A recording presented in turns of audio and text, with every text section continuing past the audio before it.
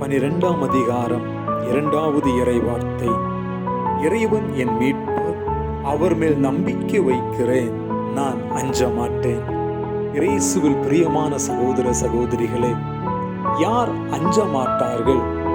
இறைவன் மீது நம்பிக்கை வைத்திருப்பவர்கள் எதற்கும் அஞ்ச மாட்டார்கள்.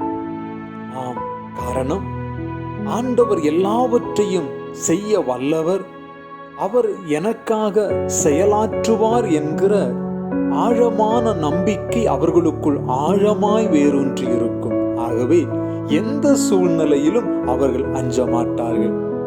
ஆகவே பிரியமானவர்களே, நாம் அஞ்சாமல் வாழ வேண்டுமானால் இறைவன் மீது நம்பிக்கை வைப்போம், மகிழ்ச்சியோடு வாழலாம்.